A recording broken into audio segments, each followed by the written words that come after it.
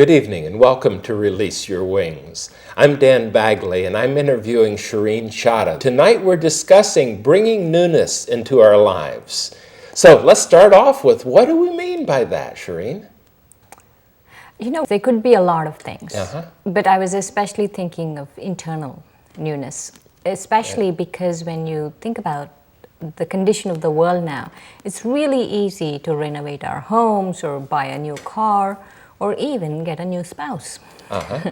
But it's not that easy to look at ourselves internally.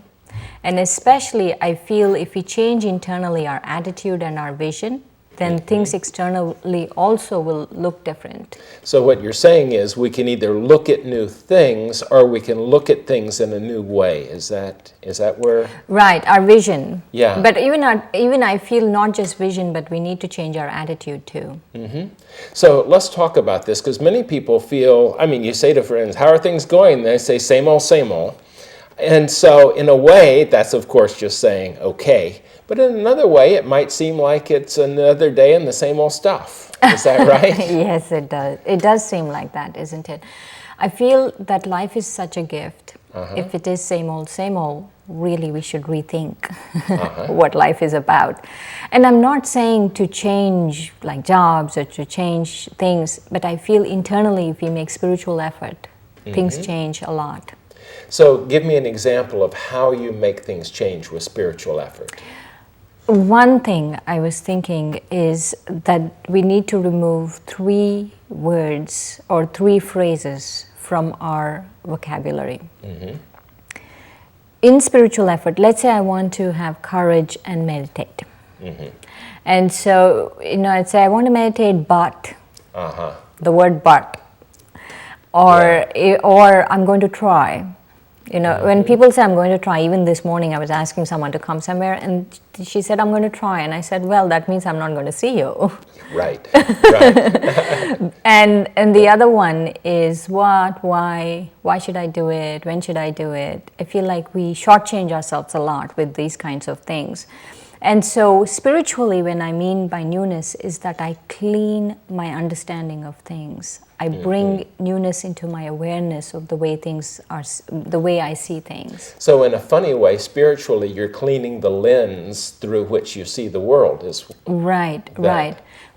And in essence, I feel newness is that I'm living through my original nature. My original nature is living, is working through me. It's not the same old nature is doing it and I'm doing the same old things, but my original innate nature, which is pure, is working. Well, in a funny way, I was thinking of one of the ways I get to newness is if I'm with children. Because they have such a fresh look at the world. Exactly. That there is an excitement. Children don't just walk into a room, they run into the room. They look outside and, they do have a lot look of at energy. The birds. And, everything is exciting and it can be traumatic too. Right. But it seems to me that being around children gets me back to that clearer perception without thinking about things. So maybe that's part of it. Yeah, it's a really important thing not to think too much about things. But there is also something very counterintuitive about newness. I feel if we go up and down, if we fluctuate too much in our thoughts, like maybe I shouldn't do it, maybe I should do it, maybe I should do this or that. If there's too much of a fluctuation, I feel that is a lack of stability. And I feel to bring newness, I have to have stability. That's an interesting thing. It sounds paradoxical. Yeah. It sounds not, but I've noticed that about my life, is if I'm stable in my thoughts, if I'm stable in the way I'm dealing with people, then newness seems to come. But stable in the form, in a spiritual way, that if I'm in my original stage and I'm stable. And also I feel newness, one of the things I've discovered is that all of us have just one weakness. That is a main weakness. Only one? Actually, yeah, pretty much. Yeah. It's a main weakness. The other ones are just byproducts of this one particular weakness. And that is? Any weakness. It's different for everyone. I see. Okay. So within that newness then, does that relate to creativity? Yes, it does. But can I finish this Sure. sentence I'm sorry. about Yeah. sentence about weakness? And I feel when I have this one weakness, I'm not able to remain stable. Give me an example of that. I would have to give my own personal example. Share it for the world. Because I don't know, it's different for everyone. It's, yeah. I don't want to assume it's the same for everyone. And so for me, let's say, that's too personal. I wouldn't, Okay. but I'll give an example. Let's say I have the habit of taking from people.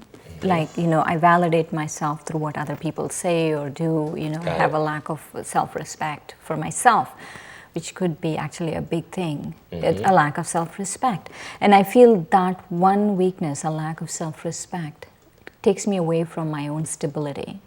And my own stability, if I'm not stable, then I'm not able to bring newness. And you were saying something. Yeah, else. well, I'm wondering I'm hearing newness in two ways. One, a newness like I think the shiny car is new in that it is pristine, or the newness in creating new things. I think that we're not just consumers of our environment, we're creators of our environment. Right. To bring newness into our lives, I feel we have to create new things. Especially even in meditation, we have to create new things to bring newness into our lives. And I feel for me, the way I do it is I call dialing zero.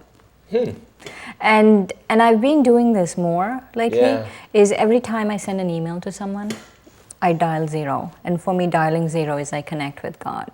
Or every time I talk on the phone with someone, I connect with God. That I dial zero. Got it. And so what happens is when I'm able to do that, then I feel God's creativity is so much more than my own that I'm able to tap into that. So that opens up a whole other thing. Then what I'm hearing you say now is that if we get out of our own way, that habitual self, which is about 90% of what we do is unconscious living, that we are more attuned to a grander input of newness, of possibilities. They say that Mozart's description of how he wrote music was he just relaxed and it flooded into his mind in full orchestration. And as fast as he could take it down, almost with dictation. Actually, all of those famous composers really were very much in tune with God too. They had a very close relationship with God. I was recently, just yesterday, reading about Einstein. And that's also what he was saying, that for him it was more important to know the pattern of God's thoughts. And he was forever trying to figure out what is the underlying pattern of how does God think. And so that's why he was able to bring so much newness into the world with science. I was reading this week, strangely enough, about Einstein, that he was not a particularly good mathematician. He couldn't balance his own checkbook, for example. Or he'd stumble with the numbers. But his imagination. He truly could get out of the habitual way into the newness of possibility. Through that looking. So on a day-to-day basis, I'm guessing you dial zero as a way to get to your newness. I'm guessing you use it for your meditation as a way to get to your newness. I feel also the three things, that if I have to really be careful, I watch myself and see, am I saying but? If I want to really bring newness, I feel that there has to be this feeling of being an instrument. What we call instrument is I'm just a conduit for God.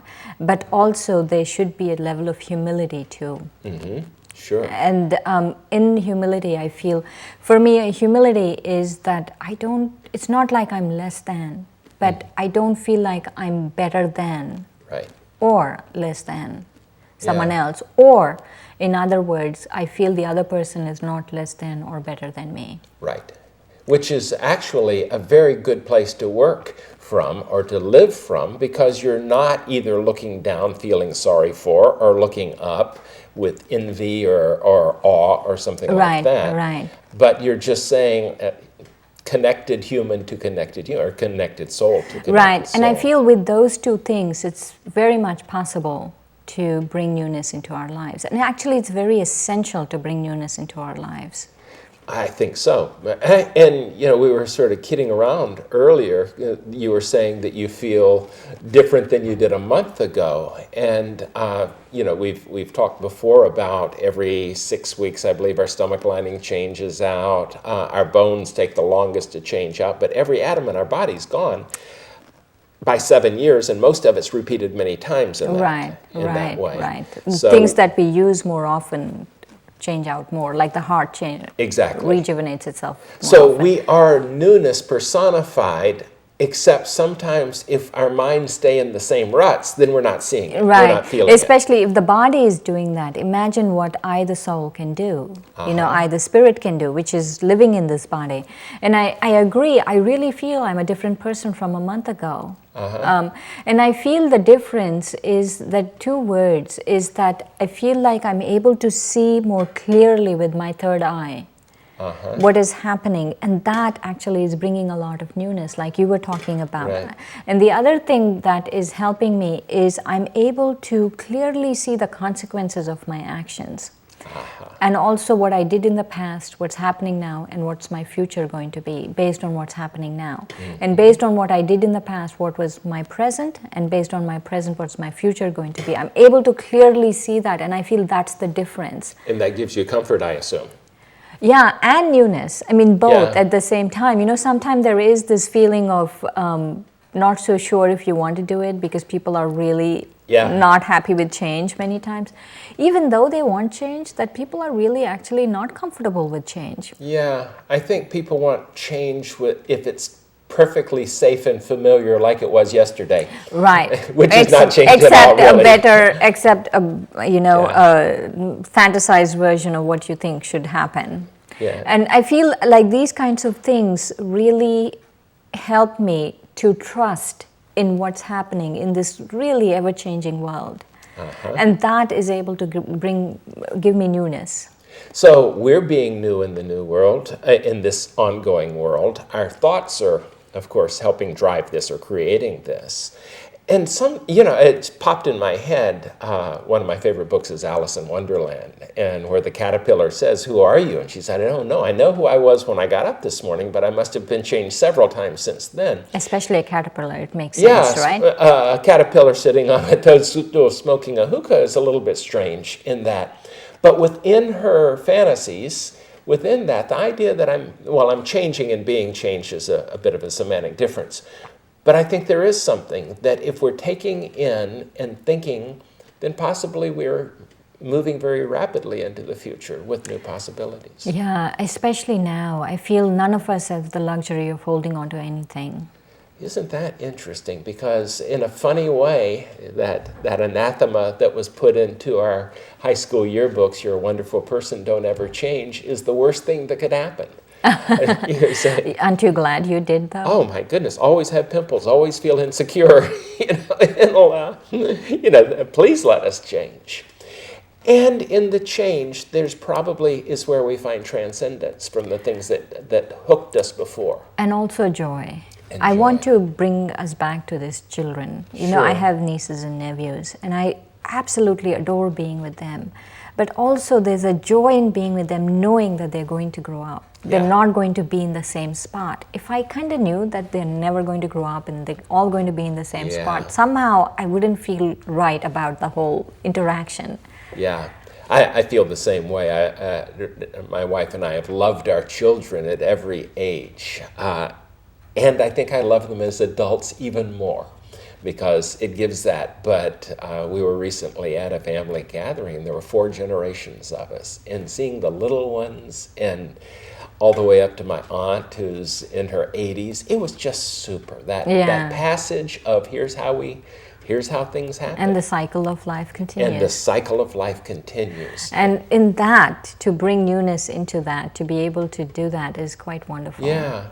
And to see that, I mean, in a funny way, it's always newness, and the pattern repeats itself again and again and again, but it does it in just amazingly new ways. Yeah, right. Which is a wonderful thing. At least for me it is. It is. So kind of to paraphrase T.S. Eliot's thought that we won't stop we won't cease our searching, but in the end we'll come back where we started and really experience it for the first time.